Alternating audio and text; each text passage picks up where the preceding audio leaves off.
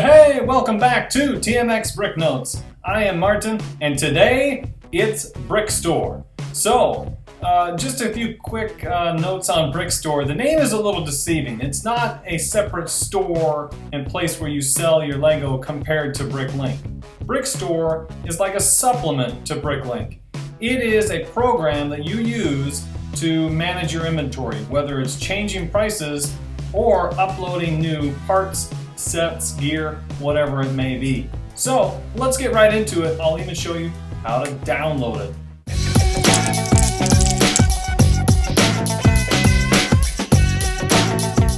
Step 1, you need to download BrickStore. So do a quick Google search for BrickStore without a space. If you don't find it doing that, try BrickForge. The third one down here is the link, brickforge.de/software/BrickStore. Click on that. I'm using a Mac, so it has the Mac set up already. You click on that. I've already done that. Let's go to the desktop and find it. Okay, if you're using a PC, it's going to be this awesome helmet right away. If you're using a Mac, it's going to show up like this. You're going to open it up, and then it's got the nice BrickStore helmet. Now, my Mac did not let me, or my operating system did not let me open this right away because it's not an actual like Mac app or whatever. So I had to right click and click open and allow that to work. Anyways, let's open BrickStore, and yes, we want to open it and check it out. Okay, so when you get BrickStore, you're going to run it in demo mode. Remember, demo mode. That means every 20 minutes this screen is going to pop up. All you got to do is click OK. First step is to start a new document, similar to Word, Excel, whatever you're using. Click on this page right there, and now you can add things. Let's take a step back and go to my BrickLink inventory. There, we bring it up. Remember this white piece that I showed you in the previous video that I did? It's a 3024 1x1 white plate. It's got an old remark. Let's use BrickStore now to upload that item to my BrickLink inventory. So we go back to BrickStore, and we're going to add that piece. So right here, this plus sign over the brick is add item. We click on that. And what we're going to do is we can find it multiple ways. We can type in the item number, which we know is 3024. If you click all items, it's going to be slow. It's going to be slower to find the piece that you're looking for. If you were, as you can see, these categories are all here. If you were to type in the item number and then click on plate, because we know we're looking for a plate, it's going to be a lot faster. So that's one way to speed things up. There's a 1x1 3024. We now need to choose the color. So we're going to be doing white. All right, you can see now it's already pulled up some information for us. This average column right here is showing the new average price. And again, it's going to 3 decimal places in the used average price. I'm going to choose my quantity right now of 1. I'm not going to put in the price. I do want it to be used. And I'm going to click add. Now this screen doesn't go away. And this is one of the reasons why BrickStore is awesome, especially if you're uploading like a big lot of used stuff. You don't have to go through every single step for one piece and then start over, go through every single step for another piece. You can add your white pieces, then you can go and add your yellow pieces, boom. And then you can go to your 1x2s and add in a bunch of black 1x2s, boom. And then when you click close, they're all on that list. And let's say, whoops, I wanted those to be used. You highlight everything and right click, condition, used. Wow, it's that simple. I don't want these bottom two, I highlight them, click delete. Whoops, that didn't work. One more time. I highlight them, I right click, do delete, they're gone. So very simple. Again, we're going to do condition new for this white piece. Okay. So we got that far. We're going to set up the price. To set up the price for this 1x1 piece, we go to this symbol right here. It's the $ with the equal. We click on that. We want last 6 months sales. And you can see the other options there. And we can go by average. Again, you can do quantity average, minimum, or maximum. Now this right here says download even if already in cache. Now what it's going to do, if you click this box, it is going to pull the most recent information from BrickLink and use that for the average price. And you want to do that and click OK. That wasn't very long because we only did one piece. And there you can see that 0.086.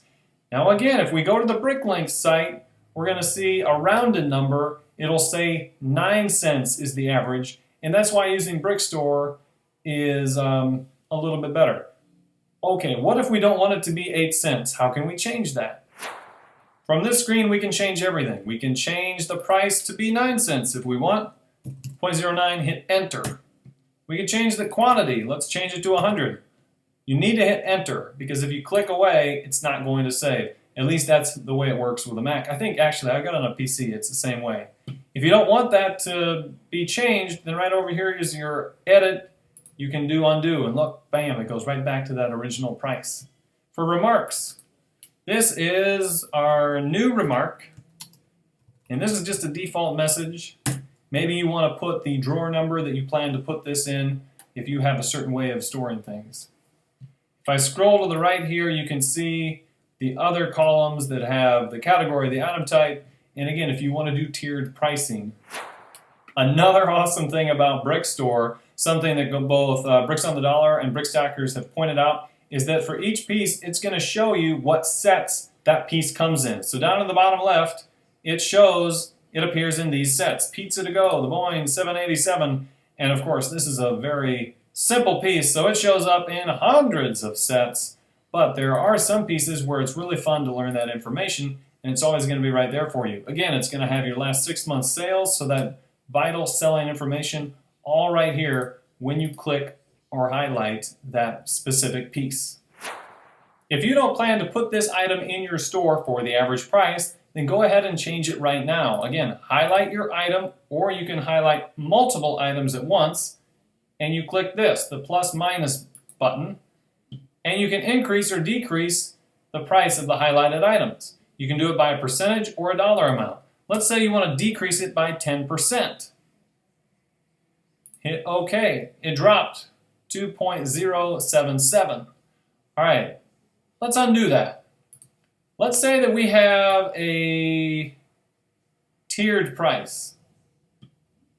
We're going to change the price to 10 cents for this piece. And let's say if you buy 100, then I'm going to give it to you for 9 cents. So if you buy just one, you have to pay 10 cents, but if you buy 100 or more, you get to pay only 9 cents per piece. A great deal for the buyer, an incentive to purchase more. All right, let's go through that step again to lower the price. Let's say we want to decrease it by 20%. Now, if we don't click this box right here that says also apply this change to tier prices, that's going to create an error. So watch up here, the price decrease. It goes 20% down, which from 10 cents goes down to 8 cents, but we didn't change the tiered price. So this red box shows up, that's an error. You cannot have your tiered price be higher than your base price or your sale price. So we want to undo that. Click here. And now we're going to redo this again. We're going to drop it down 20%, but we're also going to apply this change to the tier prices. So now again, watch this 9 cents drop along with the 10 cents. There we go, 0.072. It's going to be below the base price. Now we're ready to send this piece or our group of items to BrickLink. Remember, BrickStore is an offline program essentially that handles all of your inventory. You set up all the pieces that you plan to upload to BrickLink. You can arrange all the prices how you want, and then when it's time, you send them to BrickLink. So what we need to do first is highlight everything, and you can do that Control-A using a PC or Command-A using a Mac.